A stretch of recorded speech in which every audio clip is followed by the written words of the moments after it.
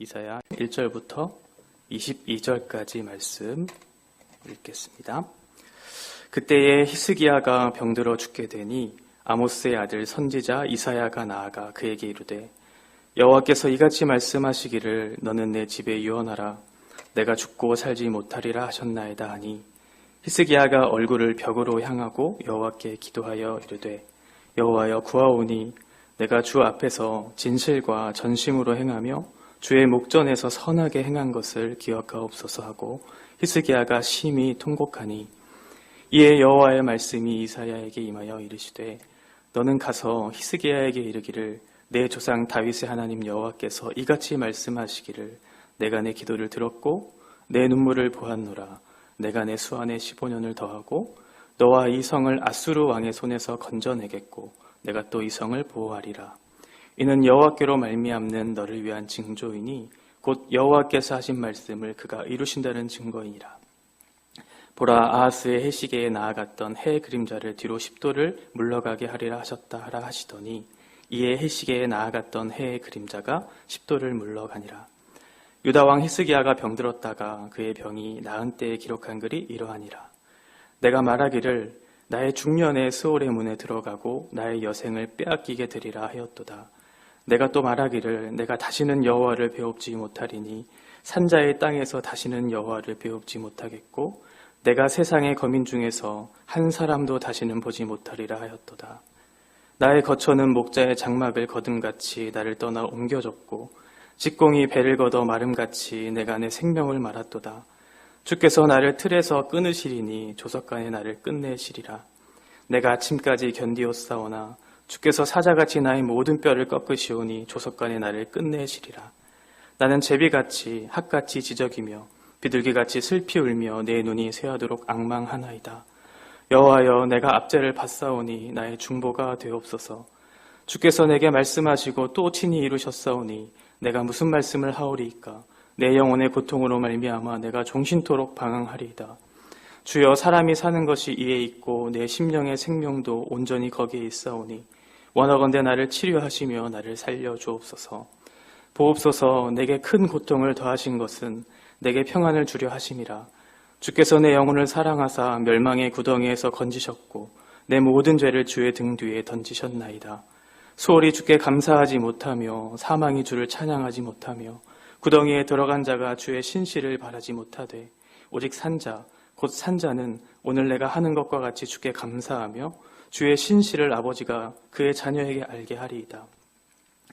여호와께서 나를 구원하시리니 우리가 종신토록 여호와의 전에서 수금으로 나의 노래를 노래하리로다.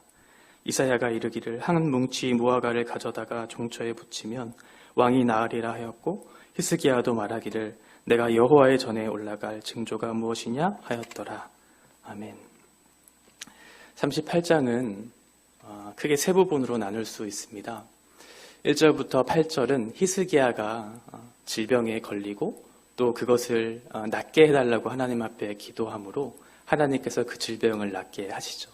그리고 그에 대한 징조로서 해시계의 그림자를 10도 뒤로 물러가게 하시고 또 예루살렘의 성을 회복하게 하시는 하나님의 말씀이 8절까지 기록되어 있습니다. 그리고 9절부터 20절까지는 이사야가 병이 낫고 난 이후에 하나님 앞에 자신의 마음을 담아서 그렇게 시의 형식으로 탄식하고 또 간구하고 응답받는, 그래서 하나님 앞에 감사와 찬양을 올려드리는 그러한 형식으로 20절까지 기록되어 있습니다. 그리고 21절과 22절은 오늘 우리가 읽은 38장의 그러한 문맥과 잘 이렇게 조화롭지 못하고 부합하지 못하는, 그래서 매끄럽지 못하는 그런 내용들이 사실은 기록되어 있어요.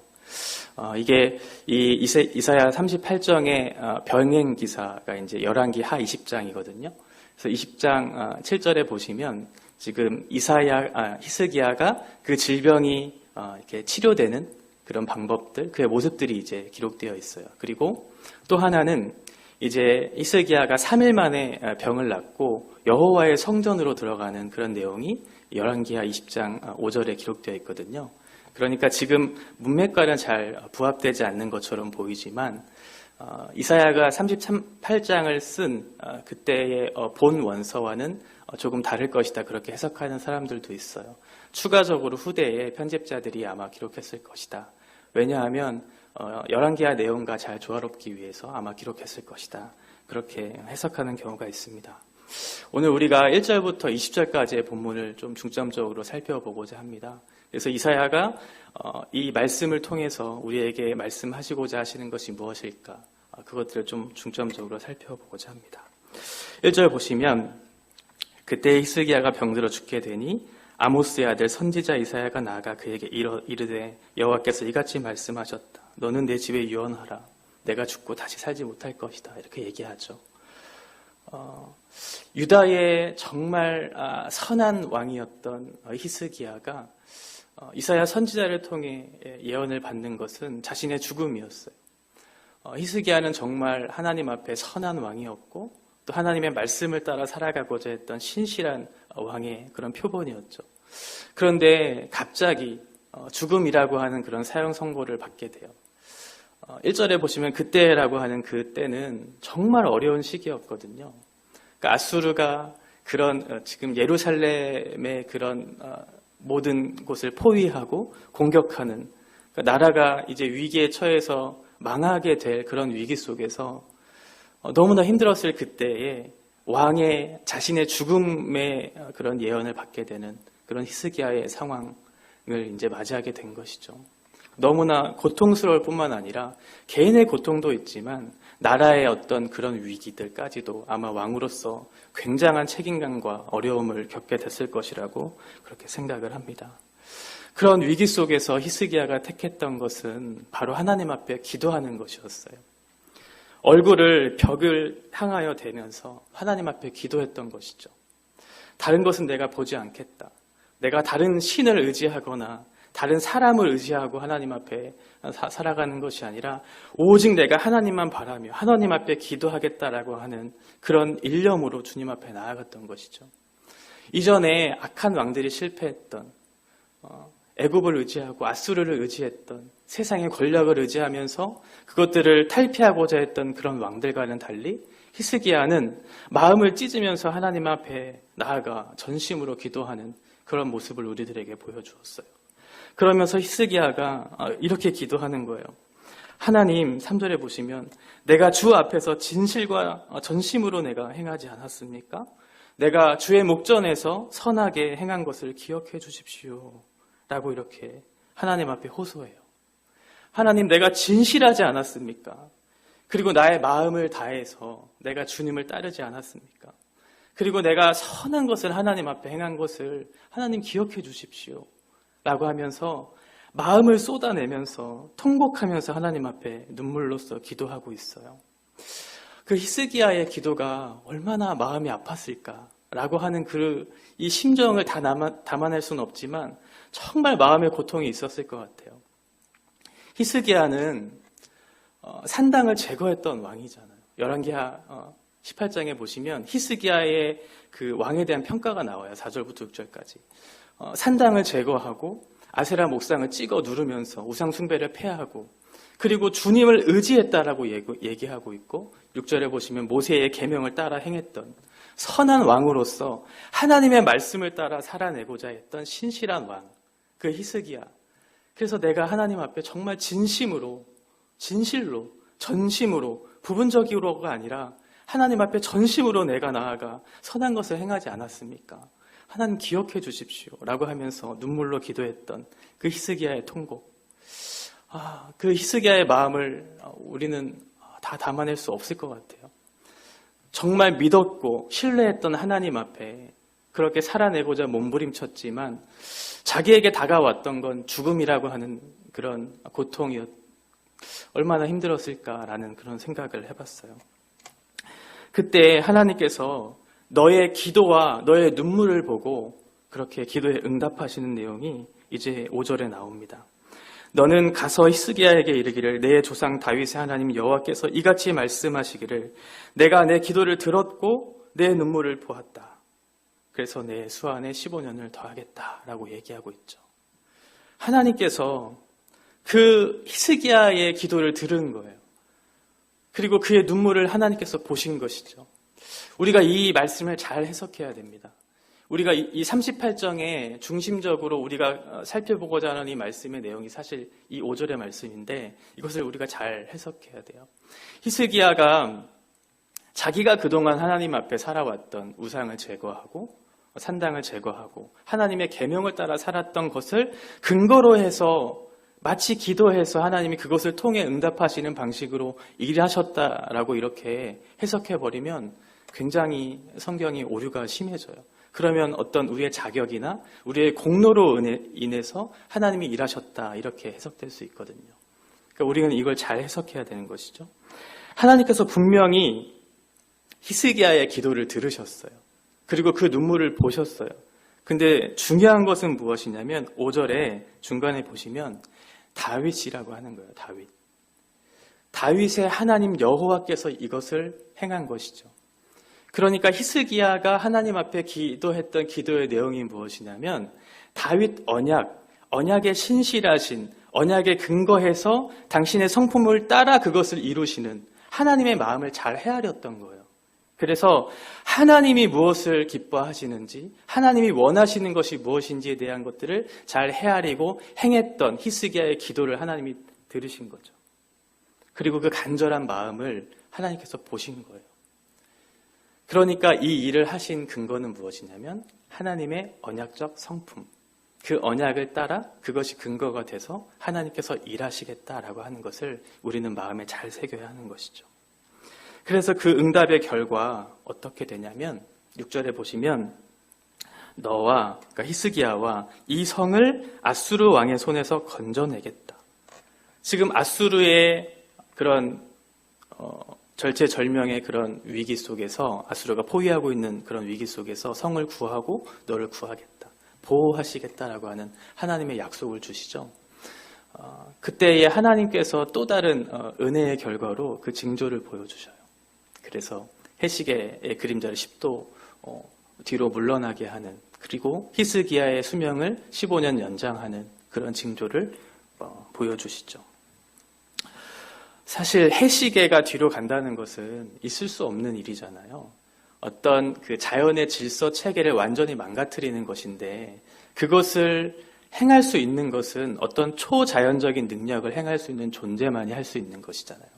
그러니까 하나님께서 자신의 어떤 성품과 존재와 속성을 드러내 주심으로 히스기야에 대한 그 기도의 그 눈물에 대한 정당한 반응으로서 반드시 내가 이것을 이루실 것에 대한 약속을 주신 것이죠.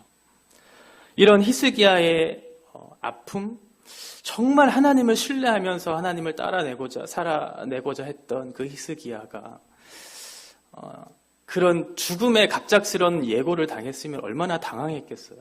그런데 히스기야는 그 속에서도 하나님을 신뢰하는 법을 잃지 않았던 것이죠. 하나님 앞에 나아가 기도했던 것이죠. 이것이 정말 이 시대에 우리 그리스도인들이 회복해야 될, 살아내야 될 그런 모습이지 않을까. 이러한 절체절명의 위기 속에서 우리의 신앙은 드러나게 될 것이라고 생각해요.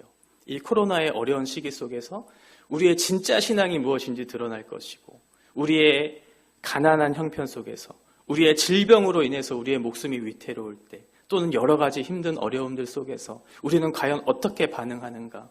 히스기야와 같이 사람을 의지하지 않고 다른 신을 의지하지 않고 내가 오직 여호와를 바라겠다고 하는 그런 일념으로 벽을 향해 여호와 하나님 앞에 기도했던 히스기야의 모습이 우리 이 시대에 살아가는 그리스도인들에게 꼭 필요하고 회복되어야 할 그런 모습이 아닌가 그런 생각을 해보게 됩니다. 9절부터 20절까지는 이제 히스기야가 병을 낫게 되잖아요. 그리고 병을 난 이후에 하나님 앞에 이렇게 고백하는, 마음을 담아서 고백하는 내용이에요. 그래서 탄식하는 그런 어떤 호소, 탄식의 내용들이 많이 담겨져 있고 하나님 앞에 간구하는, 그래서 그 간구에 대한 응답받는, 그래서 결과적으로 그 응답에 대한 하나님 앞에 감사와 찬양을 올려드리는 그러한 내용들이 이제 9절부터 20절까지 기록되어 있어요. 그래서 10절에 보시면 내가 말하기를 나의 중년의 수월의 문에 들어가고 나의 여생을 빼앗기게 되리라 하였도다. 그러니까 히스기야는 지금 마음이 그렇게 좋지는 않았던 거죠. 내가 말하기를 나의 중년에 아직 젊은 나이에 스올의 문에 들어가게 되었다. 나의 여생을 빼앗기게 되었다. 그러니까 탄식하는 거죠. 히스기야가 25살에 왕이 됐고 54살에 이제 죽음을 맞이하게 돼요. 근데 지금 죽음 맞이하기 15년 전이잖아요. 그러니까 지금 나이가 39 정도 된 거예요.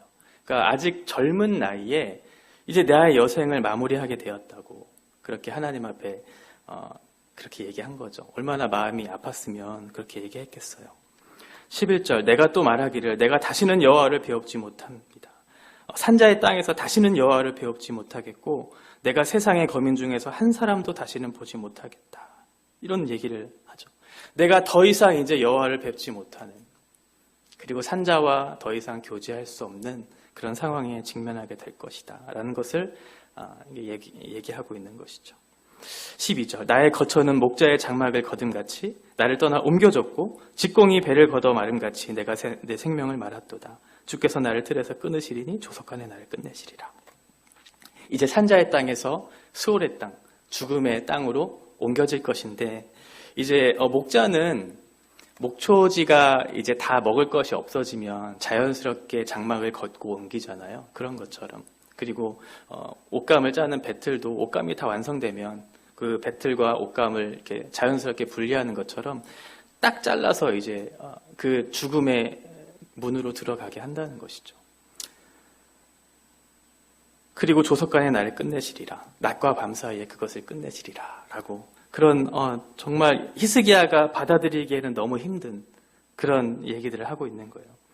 히스기야가 이제 그런 죽음의 어떤 메시지를 듣고 나서 이런 고통스러운 그런 고백을 하면서도 여전히 하나님, 저는 그래도 내가 하나님의 말씀을 따라 살아낸 사람이고 내가 앞으로 그것들을 해나가야 할 분명한 사명이 있는데 어찌 나를 거두어 가시려고 합니까? 13절에 그래서 내가 아침까지 견디었사오나.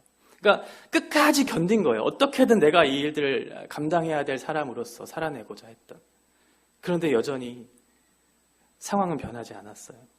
주께서 사자같이 나의 모든 뼈를 꺾으시오니, 사자같이 냉엄하게 그 뼈를 꺾어버리는 길, 하나님께서 그 죽음을 반드시 이룰 것이다 라고 하는 그런 냉철한 그런 메시지를 주셨던 거죠. 조석간에 그것을 끝낼 것이다 라고 얘기하고 있는 거예요. 그래서 그 결과 히스기야의 마음이 정말 아팠던 거예요. 아니 하나님, 어떻게 내가 주님의 말씀을 따라 그렇게 살아내고자 한 그런 사람인데, 하나님의 영광을 위해서 그것을 하고자 했던 사람인데 어떻게 그렇게 냉철하게 하실 수 있습니까?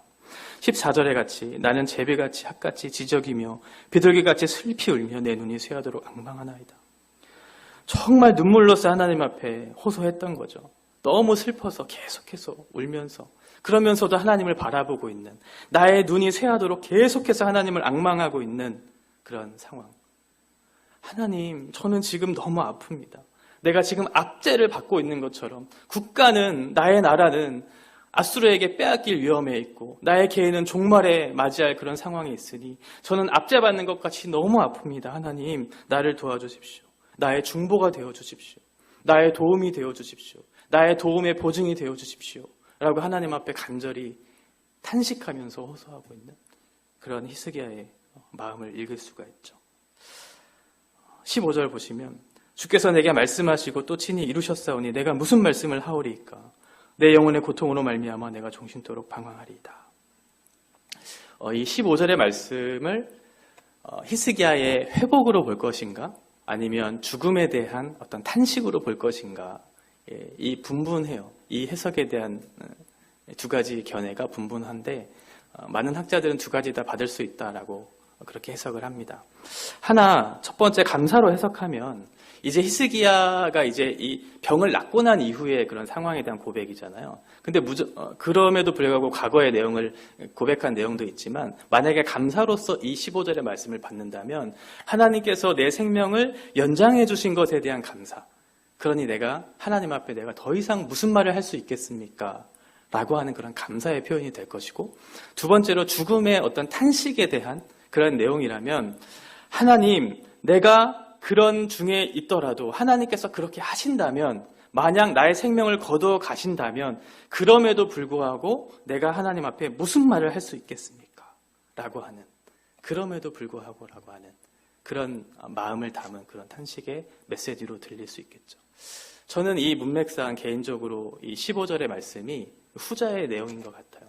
그런 탄식의 마음을 담아서 그러함에도 불구하고 하나님께서 그 생명을 거두어 가 주신다면 내가 무슨 말을 할 수 있겠습니까? 왜 그렇게 생각하냐면 바로 16절 때문에 그래요. 주여 사람의 사는 것이 이에 있고 내 심령의 생명도 온전히 거기에 있사오니 원하건대 나를 치료하시며 나를 살려 주옵소서. 주여 사람의 사는 것이 이에 있다. 이에 있다라고 하는 것은 하나님의 주권 안에 이 생명이 있다라고 하는 것이에요. 이 모든 생명, 죽음과 생명도 하나님의 손에 있기 때문에 나는 더 이상 할 말이 없습니다. 생명을 연장하게 하시는 분도 하나님이시고 나를 죽게 하게 하시는 분도 하나님이시니 나는 할 말이 없지만 하나님께서 하시겠지만 그럼에도 불구하고 나를 좀 살려주십시오. 왜요? 왜 그런 기도를 했을까요? 히스기야는 왜 생명을 연장해달라고 기도했을까요? 단순히 개인의 안위를 위해서 그렇게 기도했을까요? 저는 그렇게 생각하지 않아요. 히스기야는 자신의 생명을 더 연장해서 자신의 행복을 위해서 이 생명을 연장해달라고 기도하지 않았어요. 히스기야는 하나님의 마음을 잘 알았던 사람이에요. 그래서 종교 개혁을 이루었던 사람이고 어떻게 해서든지 모세의 계명을 따라 살고자 했던 하나님의 신실한 진실한 전심으로 나아갔던 그런 선한 왕이었기 때문에 그렇죠. 하나님께서 주의 사람에 사는 것, 이것도 하나님의 주권 안에 있으니 내가 어떠한 형편에 있든지 하나님께서 어떻게 하시든지 나는 괜찮습니다. 하나님 그러나 그러함에도 불구하고 나를 살려주십시오. 왜요? 그에게 사명이 있었기 때문에 그렇죠. 17절 보옵소서 내게 큰 고통을 더하신 것은 내게 평안을 주려 하심이라. 주께서 내 영혼을 사랑하사 멸망의 구덩이에서 건지셨고 내 모든 죄를 주의 등 뒤에 던지셨나이다. 어떠하든지 나는 상관없지만 나를 살리시든지 죽이시든지 그것은 상관없지만 분명한 것이 한 가지 있는데 그것이 무엇이냐면 하나님께서 나에게 이런 질병을 주신 것은 분명한 목적이 있다는 사실을 제가 알았습니다 라고 하는 거예요. 그 목적은 평안이었죠. 하나님께서 갑자기 정말 사랑하는 사람에게 갑자기 그 질병을 주시는 것이 그 당사자에게는 이해가 되지 않을 수 있잖아요. 이 본문 안에는 히스기야가 어떤 죄로 인해서 이 질병이 주어졌다고 얘기하지 않아요. 그러니까 히스기야는 어떤 문제로 인해서 이 질병이 주어졌다는 사실을 자기는 인정하지 않았던 거죠. 하나님도 그런 방편으로 그 질병을 주신 것이고. 근데 그 질병의 목적이 바로 너의 평안을 주기 위해서 그렇게 했다고 기록하고 있어요. 히스기야는 이해할 수 없었지만 이해할 수 없는 상황 속에서도 하나님 앞에 나아가 기도했던 히스기야. 어떻게 보면 하나님께서는 그 히스기야를 너무나 잘 알고 계셨던, 그래서 그렇게 하셨던, 그래서 하나님 앞에 그 뜻을 구하며 기도하게 하셨던, 그 기도를 통해 응답하시는 방식으로 일하고 싶으셨던 하나님, 그것을 통해서 히스기야에게 이 질병을 주시지 않았을까? 그래서 더 기도하게 하시지 않았을까? 그런 생각을 해봤어요. 18절 소홀히 주께 감사하지 못하며 사망이 주를 찬양하지 못하며 구덩이에 들어간 자가 주의 신실을 바라지 못하되 오직 산자 곧 산자는 오늘 내가 하는 것과 같이 주께 감사하며 주의 신실을 아버지가 그의 자녀에게 알게 하시리다. 죽은 자들은 더 이상 하나님을 신실하심을 찬양할 수 없지만 산자들은 하나님을 찬양할 수 있잖아요. 하나님 앞에 그렇게 감사와 찬양을 올려드리고 싶은 그런 히스기야의 마음을 읽을 수 있죠. 마지막 20절 여호와께서 나를 구원하시리니 우리가 종신토록 여호와의 전에서 수금으로 나의 노래를 노래하리로다. 히스기야는 여호와께서 나를 구원하실 것에 대한 분명한 확신이 있었고 그래서 나를 구원하실 것에 대한 그런 확신이 있었기 때문에 근데 히스기야는 예루살렘의 왕이었잖아요. 그러니까 그 기도는 어떻게 보면 개인의 기도의 영역 안에 국한된 것은 아니었을 거예요. 왕의 기도였을 거예요. 하나님의 그 나라의 왕으로서 하나님의 나라를 회복시키시기 위한 그런 왕의 기도를 하나님께서 원하셨을 것이고 히스기야는 그런 기도를 들으셨어요. 그래서 히스기야의 고백 속에서는 나를 구원하신 것에 대한 감사도 있지만 결국은 그 뒤에 보시면 우리가라고 하는 표현이 있죠. 그러니까 히스기야는 그 하나님 나라의 백성이 그 나라가 회복되므로 결국은 하나님의 백성들이 하나님을 찬양할 수 있도록 그렇게 마무리하도록 그렇게 인도하는 그런 역할을 하게 되었던 것이죠. 그러니까 히스기야는 자기의 몸의 어떤 질병의 어떤 회복만을 위한 것이 아니었어요. 그리고 그 목적이 자신을 위한 것이 아니었고 그 하나님의 뜻에 부합한 기도였고 그것이 하나님 나라의 회복이었고 그 결과 그들이 하나님을 찬양할 수 있도록 왕의 사명을 다 잘 감당했던 히스기야의 모습을 볼 수가 있죠. 이 말씀을 통해서 우리가 정말 중요하게 생각해야 할 것이 무엇일까? 하나는 우리의 삶의 위기 속에서 어떠한 형태로든 다 다를 수 있겠지만 그 위기 속에서 우리는 어떻게 하나님 앞에 나아갈 것인가? 앗수르를 의지할 것인가? 애굽을 의지할 것인가? 아니면 또 다른 것을 의지할 것인가? 아니면 히스기야와 같이 내가 다른 것 바라보지 않고 나의 얼굴을 벽을 향해서 하나님 앞에 전심으로 구했을 때 우리에게 그 얼굴을 나타내 보여주시는 하나님을 만나기 위한 기도의 자리로 나아갈 것인가? 우리의 선택은 어디에 있을까? 그것이 우리에게 주는 귀한 메시지라고 생각해요. 또 하나는 그 기도의 자리에 나아가는 것도 너무 중요하지만 그 기도의 내용이 너무나 중요하다는 것이죠. 히스기야가 기도했던 것은 하나님의 뜻에 부합한 기도였어요. 다윗의 언약을 성취해 가신 하나님의 방법을 알았기 때문에 주님의 말씀을 따라 기도했고 주님의 마음을 따라 기도했던 하나님의 기쁘신 뜻이 무엇인지를 옳게 분별해서 기도했던 하나님의 사람이었죠. 우리가 기도하는 여러 가지 제목들이 있을 거예요. 근데 우리의 기도는 우리가 잊지 말아야 할 것은 반드시 말씀을 따라서 기도해야 한다는 것이에요. 하나님의 말씀을 따라서. 그 말씀을 벗어난 기도는 언제나 오류가 있게 돼요.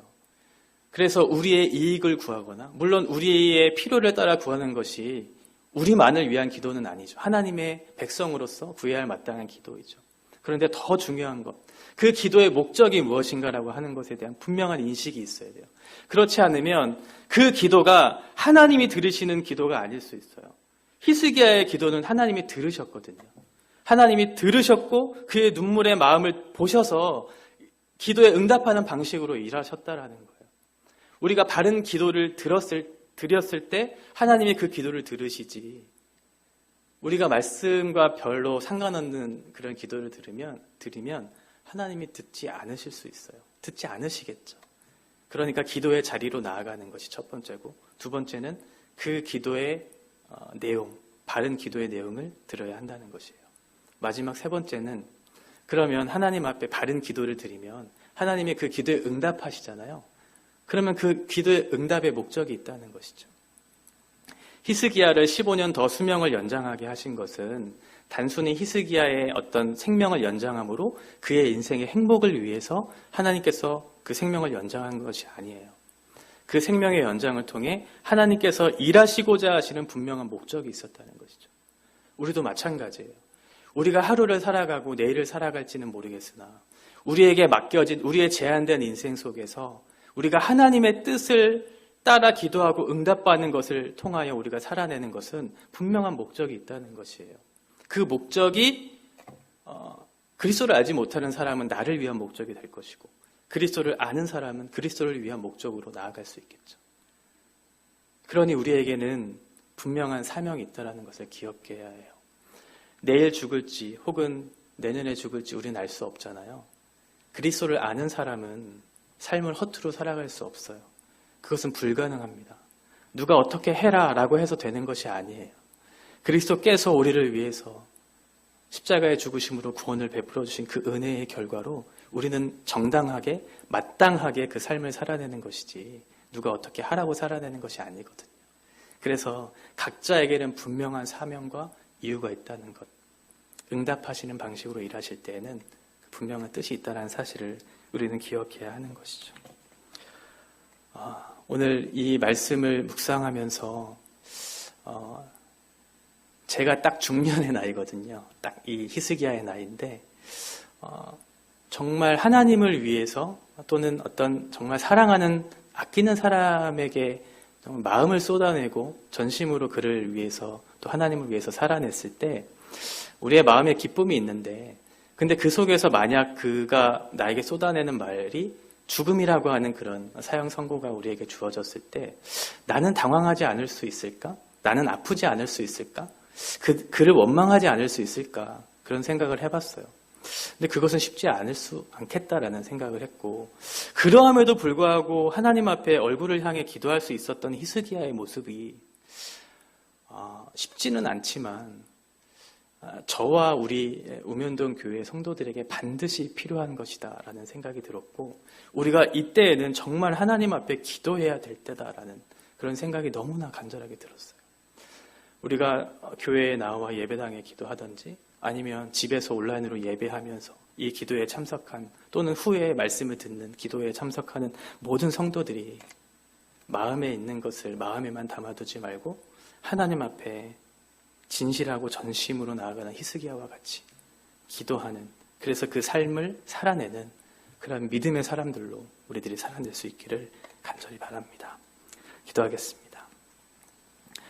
하나님 아버지, 오늘 우리에게 주신 말씀이 우리의 삶의 한 부분이 되고 또 한 부분이 모여져서 우리의 삶의 모든 부분이 될 수 있도록 하나님 우리의 삶을 인도하여 주시옵소서. 우리를 부르신 이가 하나님이시고 우리를 보내신 이도 하나님이십니다.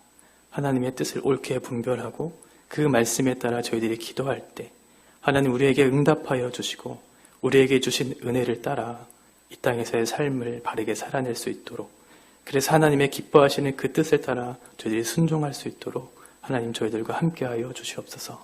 예수님의 이름으로 기도합니다. 아멘.